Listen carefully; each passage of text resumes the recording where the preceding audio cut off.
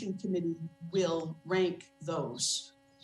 And they will do that based solely on the criteria that's listed in the RFP.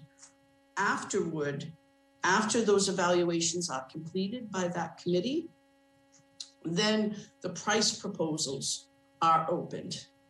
And that's when the purchasing agent has to, make this determination of what the statute calls the most advantageous, taking into consideration price and the ratings and references as well.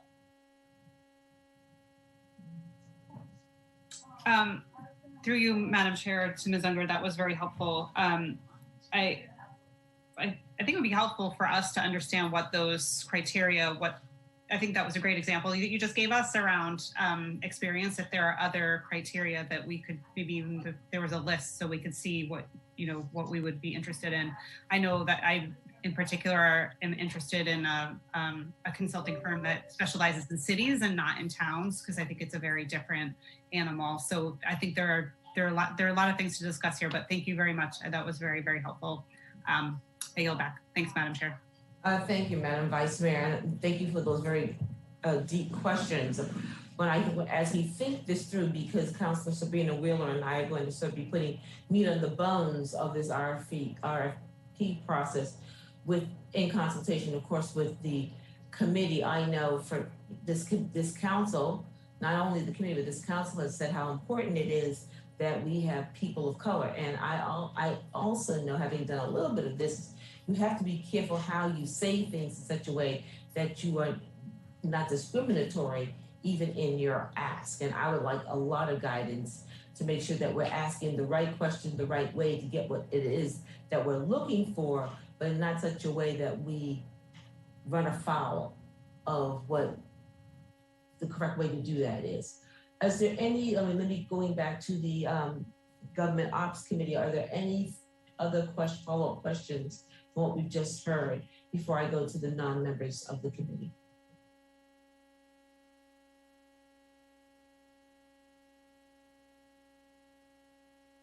Hearing none, let me acknowledge the non-members.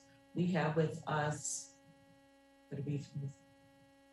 Councilor, we have the Vice Mayor, we have Councilor Carlone, we have Councilor Nolan, and we have, I think I've mentioned everybody, the Vice Mayor, our Mayor, Councilor Nolan, Councilor Carlone. Do either of you have any clarifying questions or follow-up questions? Councilor Nolan and then Councilor Carlone, we have the floor. Councilor Nolan? Yes, thank you, Chair Simmons. Speak up, Councilor. Sorry. Oh, can you hear me now? Very good. Thank you, Chair Simmons. Is this for clarifying questions on issuing the RFP for the consultant to help lead the search? Yes, we're talking about the RFP and the consultant. For the consultant, right. Yes, so the question is whether Ms. Ungers or others have a sense of how it is that we can fashion in the RFP a request that the consultant reach out to people in such a way that they're not just recycling people that they've used before. I mean, the fact is, as many of us who have been involved in superintendent searches know, the word gets out that certain jobs are just reserved for certain people and that other people should not apply. And that dramatically limits the people from the outside, because I feel pretty strongly that it has to be someone from the outside to lead the city. But is there a way that we can put in the criteria somehow a track record of a firm actually getting a range of candidates maybe that other firms don't get, if that makes sense as a question? Ms. Unger, is that something you prepared? Or I know we do have also Sheila Keating-Rawson with us, and I don't know who wants to step into that to answer Councilor Nolan's question. Then I want to speak to Councilor Nolan on the question as well. Sheila, if you think I shall, if you agree, I would say that yes, that, and I don't want to go into too much detail to give anything away to potential proposers about what this RFP is actually going to look like in its final version. But with that said, having a criterion that focuses on a number of successful MBE, WBE candidates being brought forth to other cities for hiring is certainly one that could be a comparative evaluation criteria. And I think we would probably need to have a little bit of a discussion about what would be the right number for each of those rating scales. You know, not advantageous being perhaps 0, and then, you know, 1 or 2 being advantageous, more than 2 being highly advantageous for that particular category of evaluation. I just throw that out there as an example. It's not what we would definitely use, but it's probably something that we'd want to look at what has been currently happening to know what that right number would be, because we wouldn't want to set an expectation in the rating that no firm could possibly meet because it just hasn't been done yet as well. I hope that answers your question. Ms. Keedy Rawson, anything you want to add to that? I agree with what Ms. Unger said. I think you also want to be thinking, and this may be, I think we'll need to work with Liz on this, but thinking about words like innovative or strategic when we're thinking about criterion and how we define that, so that you maybe can get firms in that, you know, have done some maybe broader searches in the past few years. Back to you, Ms. Nolan. Do you have any further follow-up? Thank you. Yes, I think as I read in what you sent out, Chair Simmons, some of the kinds of ideas, like it doesn't necessarily have to be someone who has actually been a city manager. They could have management experience in a range of other areas, or if they were a department head in many large cities, that would be larger than our entire city. As big as we are, there's many other criteria for it. If we're really going for the characteristics of innovation and management and an experience of actually leading people, it's important that we get to that through this process. And I hope that we all, as we talk about it, agree that that's the kind of thing that needs to be incorporated, and then decide how it is that we measure it, as Ms. Unger said, advantageous or highly advantageous. And I'm not sure how we're going to resolve if some of us feel more strongly about one than the other, but we'll work that through. Thank you. That did answer my main question on that, Chair Simmons. I yield. Thank you. Councilor Nolan yields the floor. We move now to Councilor Carlone. Councilor Carlone, you have the floor. Thank you, Madam Chair, and thank you, Ms. Unger and Keedy Rawson. In my earlier career, I responded to so many RFPs, it's sickening to remember them all. But we haven't spoken about the potential consultant's review of this preliminary scope. And I think that's really when you learn the most about people, is how they respond to, let's say, this possible scope of work. You learn how they think differently, or they have a great suggestion, or have experienced something that helps us.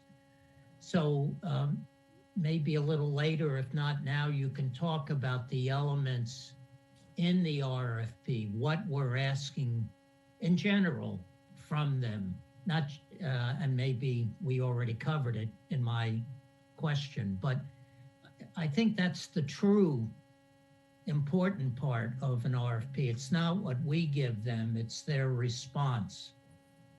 So hopefully later you can do that. It's sort of a general breakdown of what the respondent will include in their proposal. Are you yielding the floor, Council? Yes, thank you, Madam Chair. Thank you. Councilor Carlone yields the floor. Is there anyone that, I know Mayor Siddiqui is having some connectivity issues. Mayor, are you there? And did you have a question? Hi, sorry. Yeah, I'm sorry. Something's up with my camera. I don't think so. I guess, no, I don't. I think the timeline piece, having just done a search for the interim superintendent. Obviously, I know it'll look different, but I can talk offline about some of the things that I learned from that search that I look forward are to coming doing up that. for me as the Madam Mayor, conversation goes on. I may come down the hall one day and just kind of sit and chat with you, because I would be interested in seeing what kinds of things, and maybe Councilor Sabrina Wheeler would like to join me to see what things you may have learned or grappled with, so that we can sort of sidestep. I mean, these processes are similar, but they're also different. The stakes may be perceived as being higher. I think the job of superintendent is very important and equal to the city manager, but there's certainly the processes through which you go into that might look different, but I think there's some benefit to kind of hearing what you experience in the process with the superintendent. And we did see candidates apply from everywhere, so Right. even internationally. So I think the whole thing, I think we'll have people apply. But anyway, yeah, that's all I have to say. But thank you. I'll keep you posted on any special meetings. I'm happy to call and work with you all on that. Excellent, excellent. I think there'll be something to be gained, and I think the search will be kind of novel and unique in a lot of ways. I'm hoping either through the RFP process and through other ways that we do get a very rich pool. Is there any other question? Well, before I go back to questions, we're right up on the 6 o'clock hour. Mr. Clerk, is the individual that had signed up for public comment available? No, I do not see his name in the Zoom. Okay, we have a couple more minutes. If the person does not show up, then I'll maybe leave it open for another 10 minutes or so, and then ask for a motion to close. One of the things that, as we were talking about, and I know we come from different places and have different points of view about who we should be looking at, not, going a little past the search process, the consultant that we bring, but I think they both hold weight. We do want a consultant that has a depth and scope. We make sure we do, I think, want to make sure we don't write an RFP that's so narrow that we get one type of person and not the other. I know one of the comments made as I was talking to a number of people that have done searches, when they looked at the earlier search, was it said we were looking for someone with city manager's experience, and that may have narrowed the field, because if you're looking for people of color, Latino, African American, you may not find as many in that pool. But if you say managerial experience, or there's some complementary, and this we'll tease this out later on, complementary experiences that might get us someone that may not have been a city manager or assistant city manager, but still get you a very qualified candidate. So I think we need to really work on making sure that we don't use language that excludes a good candidate coming forward. And I know that there's a feeling with some of us, maybe not, I don't think all of us share this, I personally, about we don't want someone local or internal. I'm sure the intention is not to say we don't have any good people that live in Cambridge or live in Massachusetts or work for the city. I would really ask that we want candidates that are qualified to apply from wherever they are, because I would not want, let's say, a Black woman that's able, or a Latinx woman that is very able, not to apply because there's a feeling that we don't want anyone from Massachusetts, or we don't want anyone from Cambridge, or we don't want anyone that's ever walked through or sat behind a desk in the city. And I'm sure that that's not the intention, but when you often say, when it's said that, well, we don't want anybody internal, it kind of chills, I think, what might be a very robust process. I say those that are qualified should apply wherever they come from, and then through the process, we will screen appropriately to get the best candidate. I just think it's important to that to be said and be put out there. Are there any other questions relative to the RFP process? I'm going to let public comment stay open a little while longer, but if there are no other questions, I want to turn our attentions to the docket that we have in front of us. And could you help me figure out how to get this not happening? I apologize for the phone calls. It's the takeout that's trying to come in. Mr. Clerk, if you could bring the possible scope of work for consultant-led city manager search up on the screen. I'm assuming everyone has it. I hope you have it as well. Do you have it, Mr. Clerk? Yes, give me 1 second. I'm pulling it up right now. Take your time.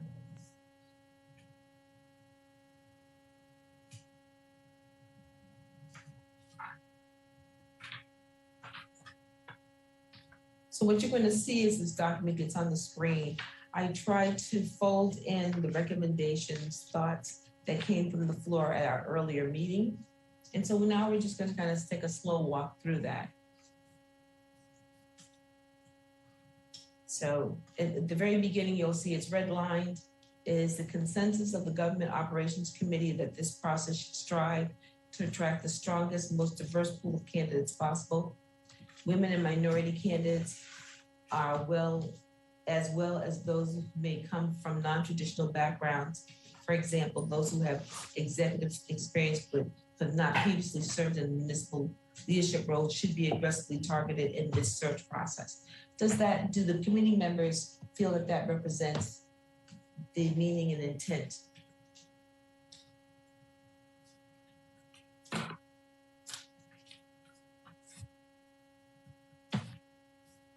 Hearing nothing, I'll go on. We know that the city manager search process conducted in 2016, that the typical recruitment and selection process with one consultant can take 175 hours to conduct. At least 50 hours of this time is administrative, including ad placement, acknowledgement of resumes, reference interviews, and due diligence on candidates.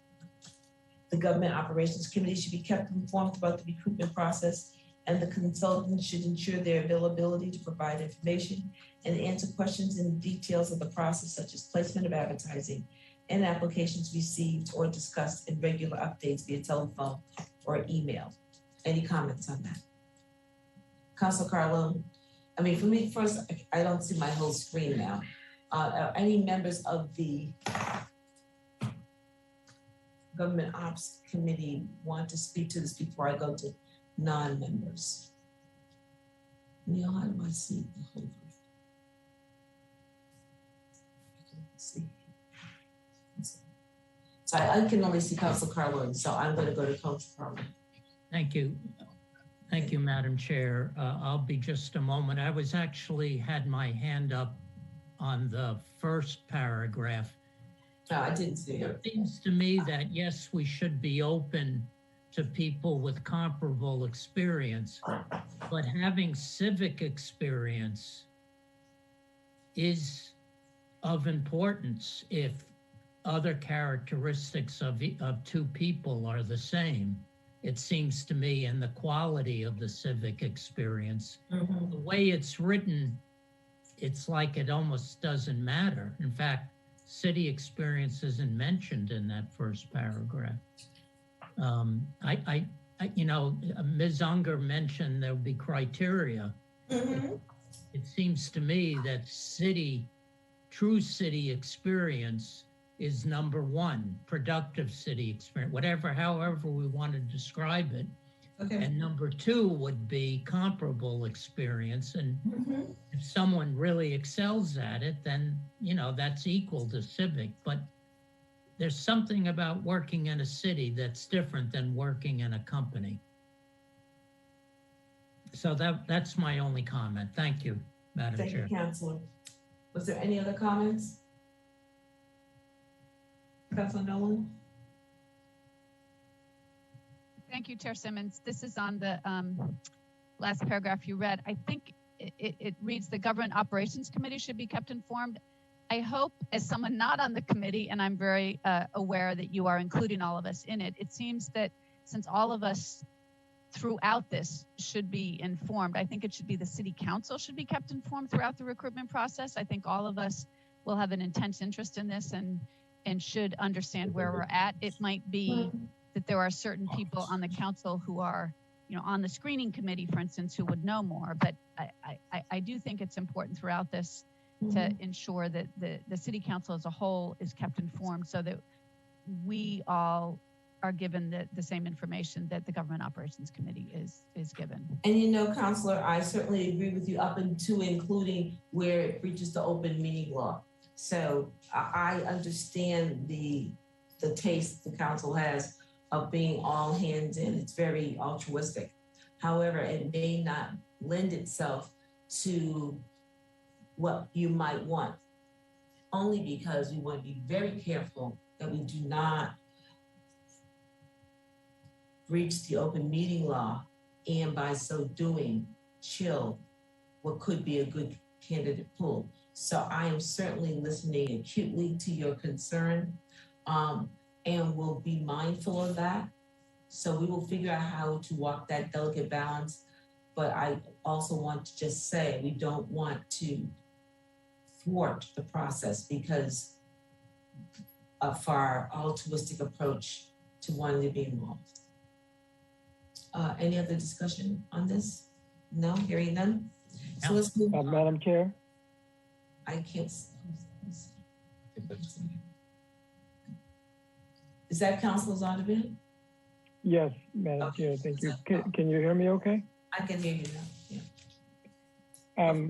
Thank you. I just wanted to follow up on my colleague's previous comment. And I do agree with her, and I agree with you as well that, you know, obviously we need to follow the open meeting law, but I don't understand how it would be any different if we said the city council should be kept informed throughout the recruitment process in terms of the open meeting law. As I said, Councilor Zondervan, I'm not in dispute with you. I'm just guiding us in such a way that we want to be careful and mindful. Will the council be kept informed? The community will very likely be kept informed. So you might know as much or more as they do. What I want us to be careful is that, and I will be working very closely with our city solicitor, the consultant in particular, which that's why we want a consultant so that we don't make a misstep. So I think we're in the same place, and you might be hearing it different. You know, when I say I want to make sure we follow the letter of the spirit and the law, you may hear that as being exclusive, where I am saying it with the intention of we want to be inclusive, but I also wanted to be careful because you don't want to do such incredibly good work for it to end up being for naught because we made a misstep in our zeal for being altruistic in the process. Okay, so if anything else, any follow-up, Councilor? Very good. Thank you. You're very welcome. Moving to phase one, the chair of the government operations process proposes a 6-phase consultant-led city manager search based largely upon the model that was utilized during 2016. Phase one, position assessment, position announcement, and brochure development. And that will include consultant interviews with the members of the city council, personnel director, city senior staff, as well as any other individuals deemed appropriate to best understand the responsibilities, challenges, and culture of the city. Consultant creates a recruitment-related communication plan, including the use of social media as a tool to engage the community in recruitment process. For example, a survey should be developed by the consultants and made available on the city's website for residents and other stakeholders to weigh in and with their thoughts on the qualifications and background of the next city manager. The consultant shall plan and execute 2 facilitated 2 to 3 hour sessions of 15 to 20 community leaders. Elected officials will suggest leaders from the business community, school districts, faith community, nonprofit community, other organizations that can provide feedback and thoughts on the qualifications, experience that the next city manager should have. And this should be more than 15 to 20 individuals that can be expanded to include a wider range of stakeholders. So here's a parameter. It's not the be all and the end all. If the committee feels as though there's a group missing, that can be added. If there's too many, they can be taken out. If they're not representative, we're going to weigh in on that. The consultant shall plan and execute a robust public engagement process, such as, but not be limited to, town hall style meetings, and all residents should be invited to participate in discussion of what they would like to see in their next city manager. Now, this is particularly interesting and challenging in that what I have found, people still have feet in both worlds of meeting. Some people are less likely to want to come out, and some people are fairly engaged. So as we press forward on this, particularly with the consultant, we have to pay keen attention to that, because we do say, and I know that we're committed to the idea that we're going to have a robust engagement process. And we know that some people are very good at that and some people are not so good at that. So I will be paying particular attention to this particular piece. The public engagement, this is highlighted, should strive to ensure diversity, community representation, and targeted outreach into the city's diverse ethnic, geographic, and socioeconomic populations. I'm going to read all the way through to phase 2, and then I'll stop. Consultant should create a dedicated email for the recruitment to solicit feedback. Consultants should provide advice on incorporation of public input into recruitment materials and process. Consultants shall create a stakeholder engagement report for the use of the city council and incoming city manager, document findings, recommendations, and expectations from the participants in the citizen engagement efforts to facilitate continued partnership between the city council, the city and the community, Results of these interviews with the elected officials, staff, and community will be the development of a position announcement, recruitment brochure, and agreement on a detailed recruitment timetable. And then there shall be a screening committee for city manager applicants, the composition of which shall be determined by the Government Operations Committee or by the City Council, and the purchasing department and membership should be representative of the community's city's demographics, including civic leadership persons, neighborhood associations, public interest groups, etc. Let me stop there to see if there are any comments or thoughts. Going to the Government Ops Committee first, Councilor Sabrina Wheeler, followed by Councilor Zondervan, McGovern, Toomey. Councilor Zondervan. Yes, go. Apologies, was it myself you're recognizing or Councilor Zondervan? You, Councilor Zondervan. You, Councilor Sabrina Wheeler, I apologize. Thank you. Yeah, I was going to add for that last piece in the bullet and setting up the screening committee that I think we may need to just add a line of detail there to explain how the members will be chosen, whether that's each city councilor appointing one member or two members, or if it's by consensus. I think the easiest way to do it would have each councilor appoint one or two members, but just to outline, how that screening committee is going to come together a little more, that we just need a little more detail there. Okay. I'd be happy to suggest language. Okay, very good. Council, are you yielding the floor, Councilor? I am, yes, thank you. Councilors of Zondervan, after which McGovern and Toomey. Thank you, Madam Chair.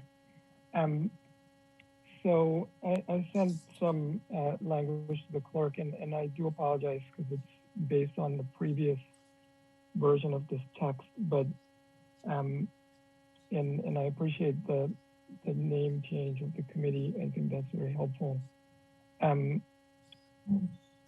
So I guess my proposal is to change the language that says Government Operations Committee or City Council and the Purchasing Department to just say the City Council.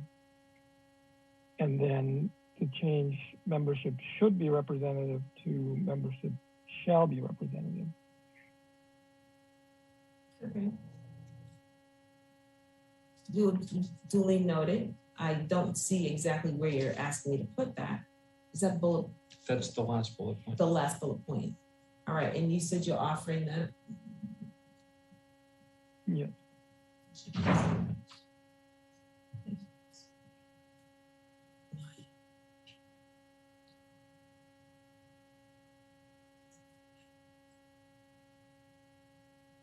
So this was based on the previous text, but on the new text, we can just change it so that Government Operations Committee or City Council and Purchasing Department is replaced with City Council, and then just replace the word should with shall be representative.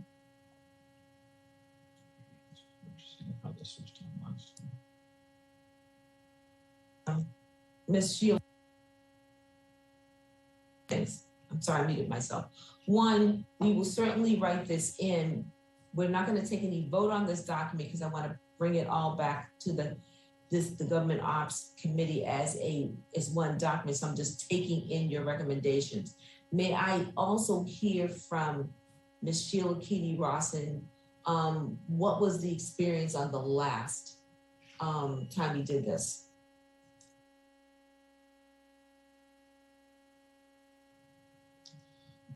So the last time we did this, it was a self-nomination or nomination process. We had a nomination form up online and individuals could self-nominate. The Government Operations Committee had put together various constituencies that they wish to have represented on the preliminary screening committee, and individuals who were self-nominating or being nominated had to indicate which of those particular constituencies they were a member of. I mean, we had 15 or 16 different types of constituencies out there. And, you know, in terms of this particular part of the process, the purchasing department was a little bit less involved and the personnel director was a little bit more involved in terms of going through those nominations. One other question, Ms. Keedy Rawson. How many people were on that committee? I believe we ended up with, I can't remember if it was 19 or 21 people on the preliminary screening committee. And that did include, I think it was, I can't remember if it was 3 or 4 members of the city council. Very good. All right, thank you, Ms. Keedy Rawson.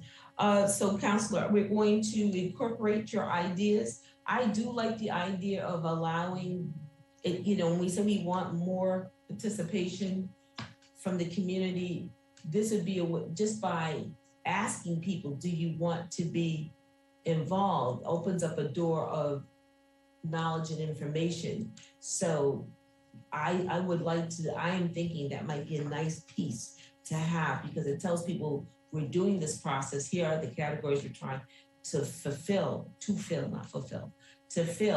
balance with what the council might do. Because my only concern, you know, and at first I was saying, let the council do the committee.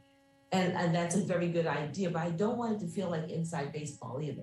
So let's just think, let's measure the both of them, Councilor. I'm not, you know, let's weigh both the merits of both.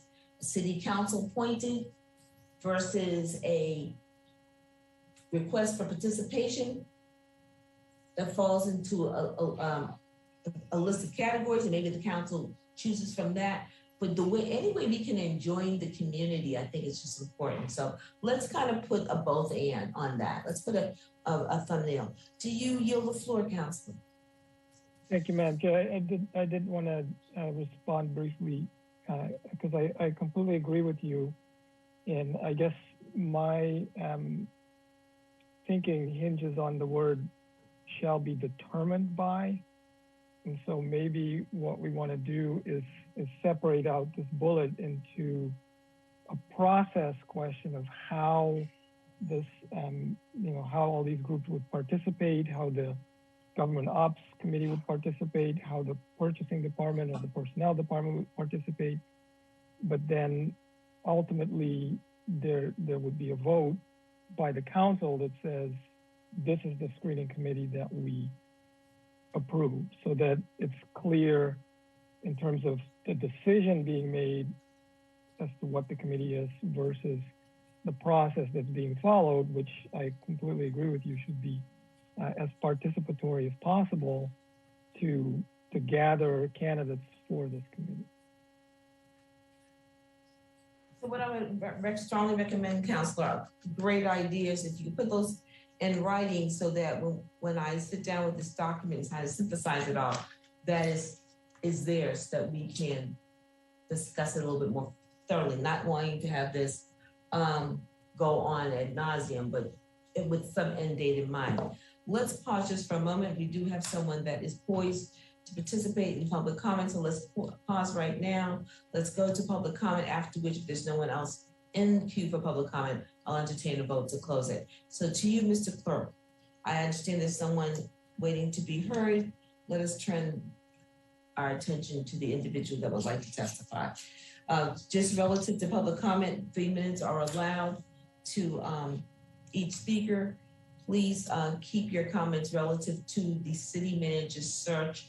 We will, and also please not to engage in personalities. So, Mr. Clerk, please call the individual that is signed in. The first speaker is Michael Brandon. Please go ahead. Hi, this is Michael Brandon, 277 Pines Avenue. Thanks for the chance to make a few comments. I just jotted down 7 points I was going to try to get through. I hope it won't take 3 minutes. One was that before this meeting, I tried to find online the minutes and written materials from the June 29th Government Operations Committee meeting. I guess they weren't there, and the discussion today seems to indicate that they're not available yet. So I would just ask that, going forward, that any minutes from these meetings and any materials that are going to be discussed be provided in advance as part of the meeting agenda and the call of the meeting. And I understand part of what your consultant will do would be create some sort of a web portal to gather input, but maybe in the interim CDD could set up a site as they do for various development projects that have, the latest news, the past documents, records of previous meetings. Second point, I had previously suggested that the council form an ad hoc committee of the entire membership to oversee the manager process. And since then I heard Councilor Carlone, I thought, made a good suggestion of just changing your rules to make the Government Operations and Rules Committee a committee of the whole, similar to the Ordinance Committee and the Finance Committee. That would help to address some of the concerns that Councilor Nolan has raised about, wanting to be included in the process. I don't think the open meeting law is really an issue at this early stage. That really won't kick in until down the line, when you start interviewing candidates and confidentiality is needed. But I don't see any concerns at this point or any reason not to create a full Government Operations Committee of all the members. And then you can just proceed as you have so far. The meetings would be a little less clumsy. Chairwoman Simmons would not have to, ask for members of the committee first and then get input from other councilors. Mr. Brandon, I want to thank you for your comments. We're going to turn now to the next person that is signed up. Mr. Clerk.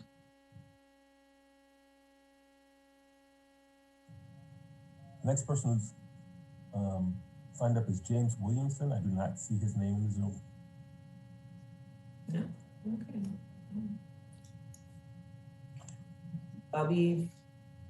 We do not see Mr. Williamson in the queue to speak. We did have one speaker. We did extend the time for public comment to 6:15. Seeing that Mr. Williamson is not there, I think it'd be fine, but I will go with the pleasure of the committee to close public comment. So to the members of the committee, what is your pleasure? Move to close public comment, Madam Chair. On a motion by Councilman McGovern to close public comment, Mr. Clerk, would you please call the roll? On that motion, Councilor McGovern. Yes. Yes. Councilor Sabrina Wheeler. Yes. Yes. Councilor Toomey. Yes. Yes. Councilor Zondervan. No. No. Councilor Simmons. Yes. Motion passes 4 in favor, 1 against. Thank you, Mr. Clerk. Councilor Zondervan, have you concluded your statements and yield the floor? Because I would like to move now to Councilor McGovern, who's not spoken, and to Councilor Toomey. Yes, thank you, Madam Chair. Thank you. Councilor Zondervan yields the floor. Councilor McGovern, you have the floor. Thank you, Madam Chair. I guess my only comment at this point is, I would, at the end of the day, all counselors are going to be, involved in this process in one way or the other. And I certainly trust the chair to, include people as you've been doing in all these comments. I hope that I don't want to wordsmith this document to death to the point that we keep delaying getting it done and moving forward. I think we need to get this process going. And so hopefully, if folks, have amendments or have things they want to change, we can get through that and get this moving. I don't want folks to, as we just heard in public comment, I certainly don't want the impression being that only some counselors are involved in the city manager conversation and search. I think that there are only certain members that are on the committee, and that's true of any committee. I'm not on every committee that I want to be on, and don't get to be a voting member on every committee that I want. But I do think all counselors will be involved, and as much as we can do to make that happen, I think we will. But at the end of the day, I think we're better off probably getting this RFP to the appropriate departments to get it out and moving so that we can start this search and start this process. It's amazing how time flies, and pretty soon we're going to be up against it, and we can lose time very quickly. So, hopefully we can get this done in one more meeting if that's necessary, and move this forward. But looking forward to the discussion, and I have no amendments to the Madam Chair to what you proposed thus far. Thank you. And thank you, Councilor McGovern. Yields the floor, Councilor Toomey. Thank you, Madam Chair. I just want to echo the comments of my colleague, Councilor McGovern, and also to remember what the gentleman from the Collins Center said at our last meeting was to not have the committee of the whole. And I think that he really had some good reasons. And I think there was something to do with the Attorney General guidelines. I'm not sure if in my notes I'm reading here if that was part of that discussion too, but he strongly advised against it not being a committee of the whole. So, there's 5 members of the committee, and Councilman McGovern said every committee has a certain amount of members, and in order but to ensure that all of us are welcome the input from all of our colleagues. This is a very important decision as we move forward, and I think it's important that we move forward together on this. And so I would not be in favor of making this a committee of the whole. Thank you. Thank you, Councilor Toomey. Councilor Toomey yields the floor, and I'll move to Councilor Carlone, followed after by Councilor Nolan. Councilor Carlone, you have the floor. Thank you, Madam Chair. I have a recommendation on one of the points made, one of the bullets, but first, please keep in mind that the whole committee of 5 can't participate. Only 4 will be able to participate as it's now structured. So even your committee will lose at least one member. The other thing I wanted to mention, that the 3rd bullet down, it talks about 15 to 20 community leaders. And it states business community, school districts, faith community, nonprofit community, and other organizations. Well, other than school districts, it could be people that do not live in town. And as I recall, the last time it was heavily business oriented. And I would suggest, even though we're going in the next bullet, going to have a residential meeting with residents, there could be 100 residents that show up for that meeting, and nobody's going to get a chance to really say much. I think the 3rd bullet should include neighborhood leaders. And how that's chosen, I don't know, but we're elected by residents only, and they need a stronger voice in this. And I would say that the majority of the business community, school districts, on and on, faith community should be 2/3, 3/4 residents in those organizations. Those are the people that elect us. Those are the people we work for. So thank you. I just wanted to add that. Thank you, Council Carlone. Council Carlone yields the floor. Patty, Council Nolan. Thank you, Chair Simmons. A couple of points. I think what's really important in this, one of the most important ways that we need to engage and have it be the entire council is to approve the position announcement and the recruitment brochure, because that will be what any candidates look at. And it wasn't clear from what was written. It said the consultant, I guess, develops it, but, and it would be obviously in conjunction or after all of this, the facilitated sessions, the public engagement process. But I think it's critically important that that distillation of what the council is seeking and the community is seeking, which is the position announcement, will that be reviewed by the full council before it's published? Because otherwise, all of the input will not, I think, benefit from ensuring that those people who have the ultimate responsibility and authority for voting on this have viewed and ensure that it covers exactly what we're looking for in candidates. Duly noted. Did you have another question, Councilor?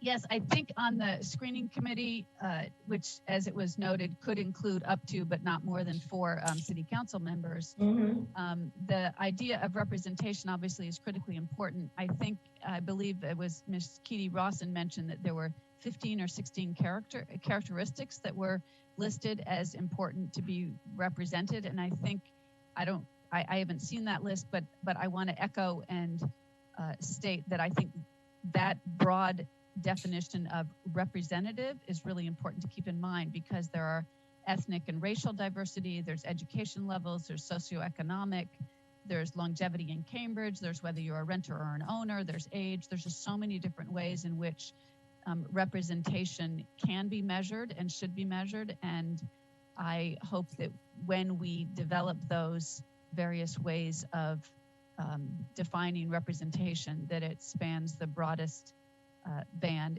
and including institutional membership as well. So those are the points I wanted to make, and I appreciate that you're taking notes and if you include put this. if you put those suggestions in writing, they can be available for consideration. Will do. Thank you so much. You're very welcome. I thank you for your input. Going to phase 2. Advertising the candidate recruitment and outreach. Again, I sent this to you before. I'll send it again. The idea is I want your input so that we can send back to the Government Ops Committee a finalized or close to finalized draft with all these pieces together. So I'm going to move us through this quickly so that we can have gone through it and then give you another opportunity to send your inputs so that we can have a good conversation. So on phase 2, the advertising, candidate recruitment and outreach, it says the consultant shall place the position announcement in appropriate professional online publications, including the International City and County Management Association, National Forum for Black Public Administrators, the International Hispanic Network, and other websites where potential candidates might look for career opportunities. In addition to public sector publications, websites outreach should include LinkedIn and other private sector resources. Consultant shall develop a database of potential candidates unique to the position and to the city of Cambridge, focusing on the leadership management skills identified in phase 1, as well as the size of organization and experience and addressing challenges and opportunities also outlined in phase 1. Consultant will identify candidates by community size and geographic location, along with other factors deemed relevant by the screening committee. Consultant shall conduct outreach to potential candidates through email and telephone contacts as appropriate. Any input on phase 2? Ms. Nolan, you still have your hand up. Please take that down because I think that you want to ask a question. Is there any member of the committee that would like to speak on this or ask a question relative to phase 2?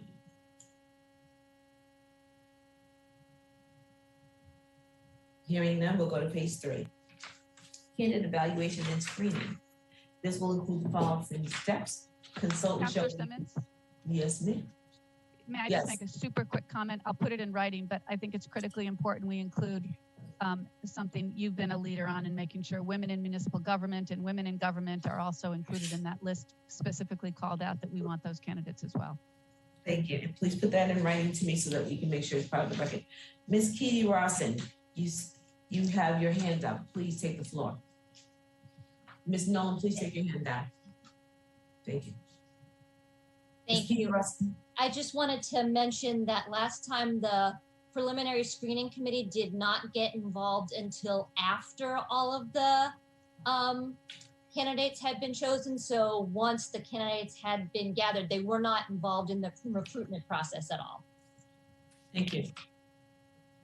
We're going to move to phase 3. Consultant shall review and evaluate candidates' credentials considering the criteria outlined in the recruitment brochure. Consultant shall interview the most highly qualified candidates by Zoom or FaceTime to fully grasp their qualifications and experience, as well as their interpersonal skills. This is an hour-long interview, asking specific questions about their experience and skill set. This allows the consultant to ask follow-up questions and probe specific areas. It also provides a sense of their verbal skills and their level of energy for an interest in this position. Formal and informal references to per candidate of those deemed highly qualified, and an internet search of the candidate search of the candidate will be conducted by the consultant to further verify candidates' abilities, worth ethic, management and leadership skills, analytical skills, interpersonal skills, ability to interact with media and areas identified for improvement. And lastly, all resumes will be acknowledged in context, and inquiries from candidates will be personally handled by the consultant, ensuring Cambridge's process is professional and well regarded by all who participate. Any comments or questions on phase 3? Hearing none, phase 4, which will include the following steps. Consultant will prepare a recruitment report that presents the credentials of those candidates most qualified for the position. A binder which contains the candidate's cover letter and resume shall be prepared, along with a mini resume for each candidate, so each candidate's credentials are presented in a uniform way. Consultants will provide the screening committee with a log of candidates who applied, and all resumes can be reviewed if so desired. The consultant will meet with the screening committee to review the recruitment report and expand upon the information provided. The report will arrive 2 to 3 days in advance of the meeting, giving the search committee the opportunity to fully review it. In addition to the written report, the consultant will spend 2 to 3 hours with the search committee to bring the candidates to life by reviewing the telephone interview and providing excerpts from 2 references that will be done on the individual. Any questions on phase 4? Hearing none. Phase 5 will include a recommendation meeting. An interviewing process will be finalized, including the discussion of any specific components the screening committee deemed appropriate. Consultant will develop interview questions for review. Consultants will provide the screening committee with interview books that consist of a recruitment report, the credentials each candidate submits, a summary of each candidate's credentials, a set of questions with room for interviewers to make notes, and an evaluation sheet to assist interviewers in assessing each candidate's skills and ability. The screening committee will conduct an interview of the 8 to 10 selected priority candidates, from which they will select 4 to 5 finalists. So there's a 8 to 10 brought down to 4 to 5. Once candidates are interviewed or are selected, once candidates for interview are selected, additional references will be contacted, along with verifications of educational credentials, criminal court, credit, motor vehicle records. Using the candidate's name and work experience, consultants will review the top 200 search results available from Google, as well as his or her activity if publicly available on Facebook, Twitter, and other social media platforms. Employment verification may also be requested. It is recommended that the finalist interviews by the City Council be a 2-step interview process, beginning with 4 to 5 candidates interviewed in the first round, following this round 2 to 3. Second round will be selected for second round interviews. Again, consultant will prepare a second round interview questions and evaluation sheet. Consultants would offer a community meet and greet Options are as a means for the community to interact with and get to know the second round finalists in an informal setting. At this meeting, greet finalists will give a brief overview of themselves and answer questions from the audience. Consultants will also work with the Human Resource Department to conduct a tour of the city, its facilities, interviews, and department heads and elected officials. Consultants will be present for all the interviews, serving as a resource and a facilitator. Any questions, comments? Councilor Sobrino Grill. Thanks, Madam Chair. Yeah, my question and comment was on the third bullet point in phase 5. And I don't think that council needs to be involved in every single step of the process. That's why we're hiring a consultant. But at that part where we are getting down to 4 to 5 finalists who are going to come and meet the community and be very public, I want to really make sure that we're not getting down to a finalist that the council feels is not a good final pool, and that we put all this time and effort and have a few people and we aren't excited about all of them, or aren't excited about any of them, because we wouldn't have time to go back.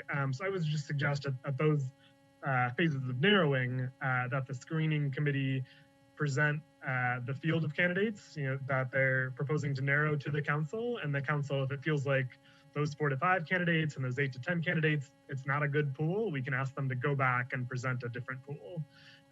So I can suggest specific language for that for our next meeting, but would just suggest that it's not blindly sort of to the full council, just 4 to 5 people and we're stuck, that we have a chance to say, nope, we want to do over here, this isn't a good enough final pool, please go back and present another field of candidates here.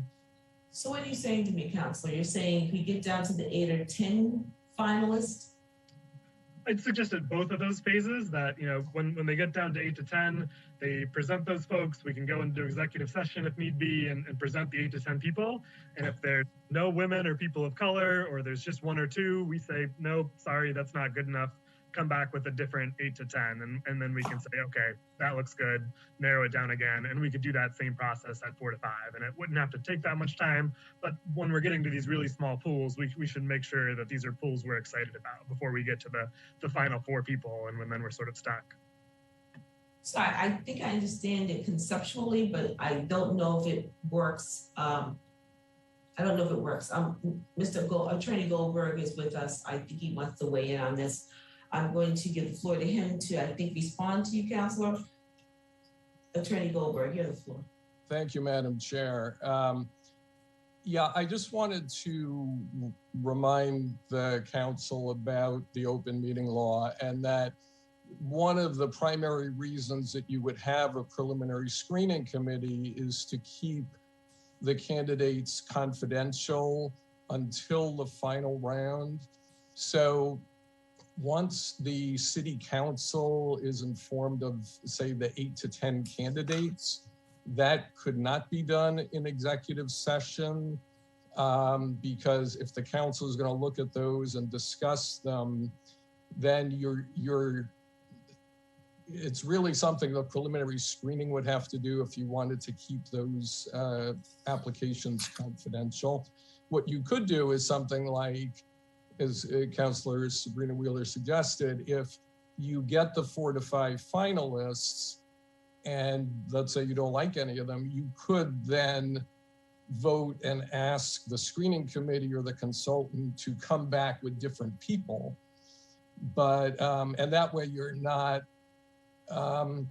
making anybody public who you wouldn't be considering as a finalist. Thank you, Attorney Goldberg. The other thing I do want to say to my colleague, and I certainly share your interest in it around having a good pool. I think hiring the consultant is the key to that. If we are very clear with whatever consultant that we hire, that we're looking for a diverse pool of qualified candidates, I would shudder to think that the consultant would bring us back less than that. But what Attorney Goldberg is also suggesting, and I have seen this where you've seen a pool and maybe the pool wasn't as rich as you wanted, you didn't throw the pool out exactly, but I think you might say if you're at you might say that pool of 8 to 10, you go back to the consultants, could you enrich this pool as opposed to saying, we'll get rid of all 8 to 10 and let's start over? Because I don't know how I actually don't know how to, you could do that, but I would be certainly interested in hearing more about that, council. But I hear what you're saying. I'm just trying to figure out how you make that work when you're that far down the road in the process.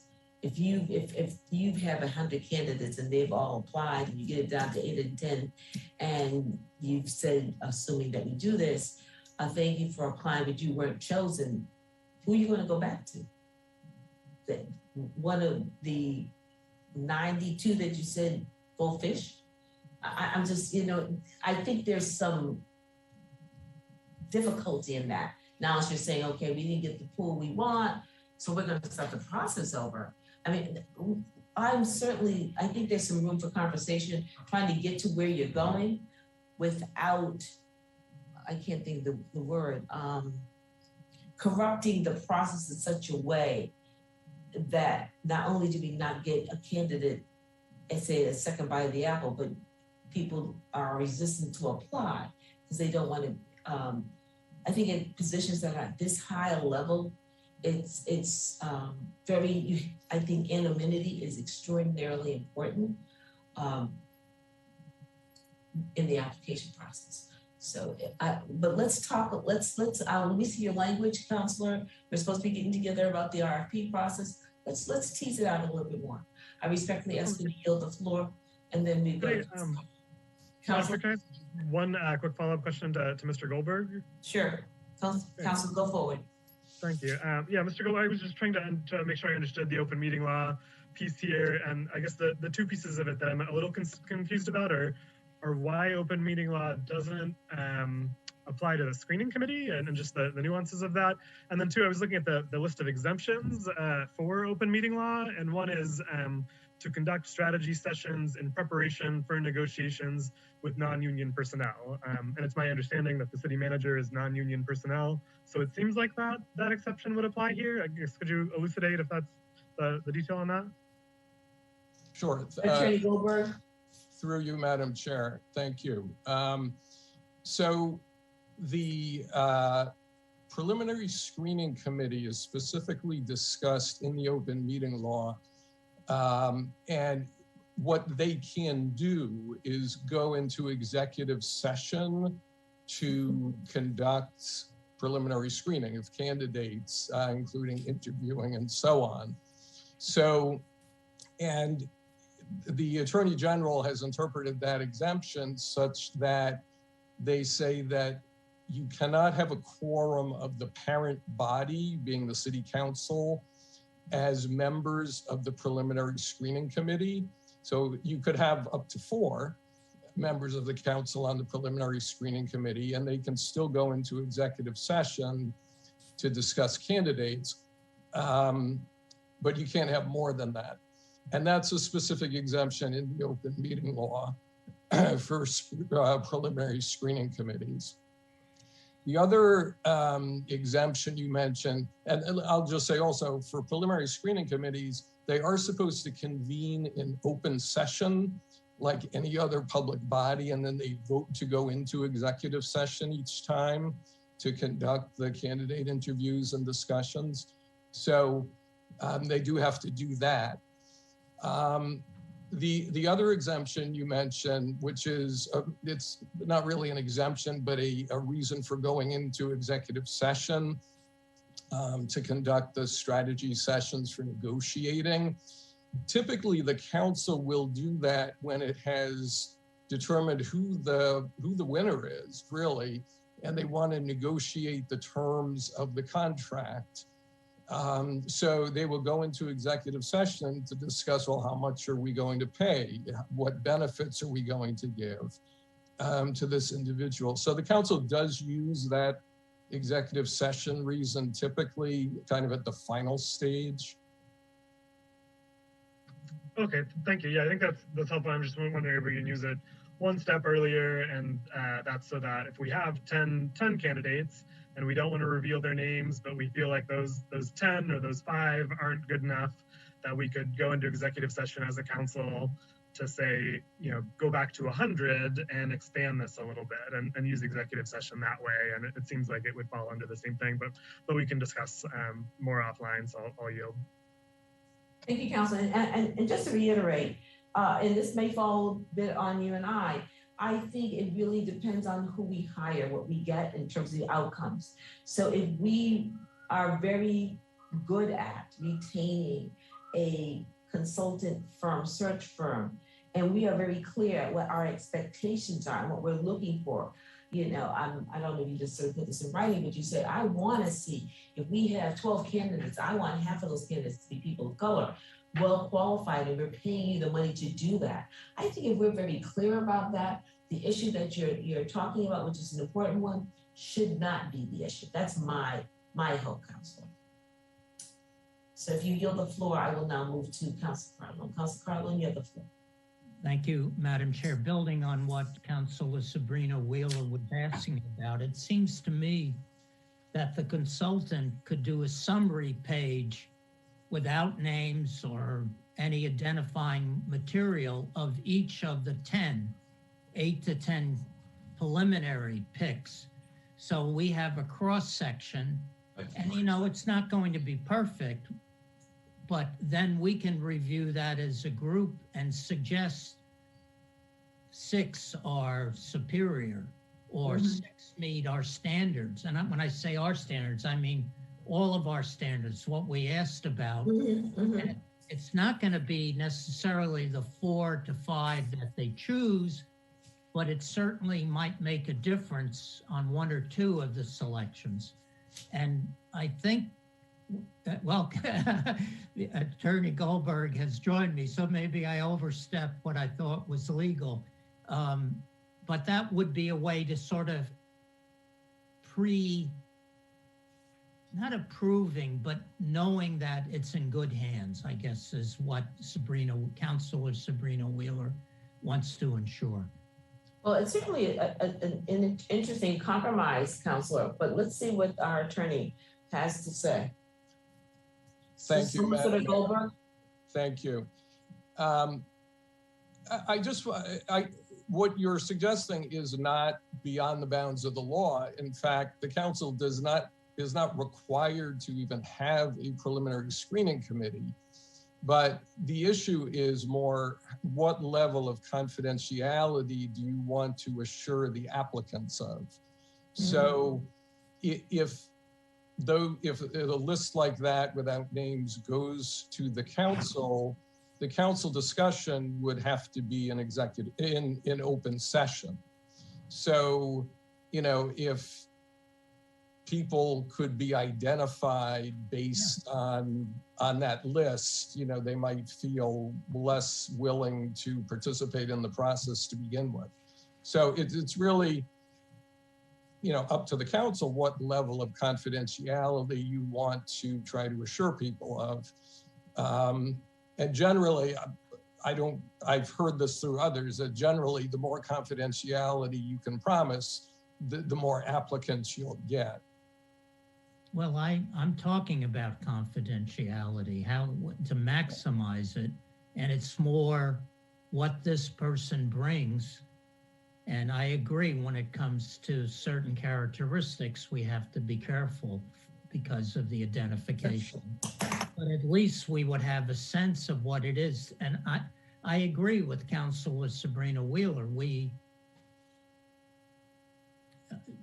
want to make sure it's somebody in the group that we feel addresses the issues that we put forward. I know it's a tricky thing. I'll be quiet now. Thank you, Councilor. You don't have to be quiet, but if yielding the floor would be very nice. For you, I'll yield the floor. Thank you. You're such a gentleman.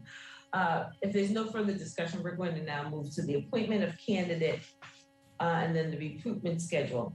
So in terms of the appointment of candidate, the consultant will assist the City Council as much as requested with the salary and benefit negotiations and drafting the employment agreement.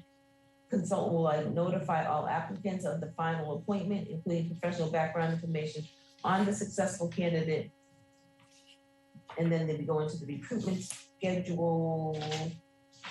which is a detailed recruitment schedule should be provided to the Government Ops Committee in phase 1. And this committee should receive regular reports from the consultant and monitor the timetable to ensure any approvals that may be needed or granted. The recruitment and selection process should be expected to take 18 to 20 weeks from the time the contract is signed until the candidate is appointed. Consultants should be prepared to work with the city on a shorter process if that is desired. Then we have outlined the overall process that we should strive to follow, milestones and deliverables. Is there any discussion on that?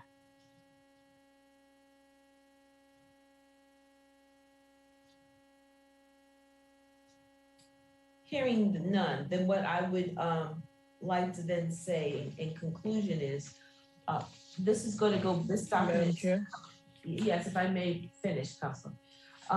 This document is going to, with the red line, is going to go back to Government Ops for your perusal. I think we sent it to everyone to be done. I don't know. We'll go back to Government Ops at a minimum for your perusal at a meeting that has already been scheduled, so that we can flesh this out. In the meantime, or during that time, it's my hope, and I don't know Councilor Sabino's Wheeler's schedule, nor do I want to put him on the spot. We will try to have a conversation between the two of us and what this RFP process would look like. But I would hope, I can only press my colleagues to send your information, your interests, your changes or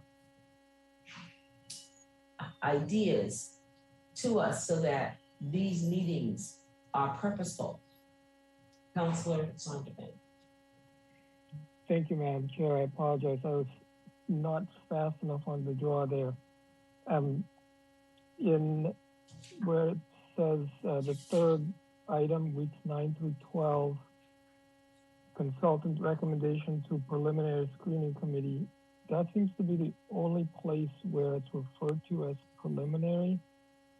So I just wanted to clarify. Now in the discussion, people have also said preliminary. So I'm just trying to clarify that is the same screening committee, and if so, then we should just remove that word preliminary or insert everywhere we refer to it. So you need further definition of preliminary versus just straight screening committee. Is that what you're saying, Councilor? Yes, thank you, Madam Chair. This was the only reference that said preliminary, so that's why I got confused. Thank you, Councilor. Any other discussion thoughts? Hearing none. I want to thank you. I really do appreciate, this is very important work. It's good work. I do thank each of you, particularly those that are not appointed members of this committee, for being here, and I do appreciate your input. I will be, again, meeting with Councilor Sabrina Wheeler. I'm going to meet so much, Councilor. I'm going to be able to take this as a tax deduction. But I'll also be touching bases with our solicitor and or her staff, as well as Sheila Keita Rossing, to put a little bit more meat on the bones so that we can move this forward in a well but expeditious fashion. If there's no further discussion, I would like to entertain a motion to adjourn. So moved. On a motion by Councilor Sabrina Wheeler to adjourn, Mr. Clerk, would you please call the roll? On that motion, Just gonna ask. Councilor McGovern. Yes. Yes. Councilor Sabrina Wheeler. Yes. Yes. Councilor Toomey. Yes. Yes. Councilor Zondervan. Yes. Yes. Councilor Simmons. Yes. Motion passes 5 in favor, 0 against. Thank you. Good night. Good, everyone. Well,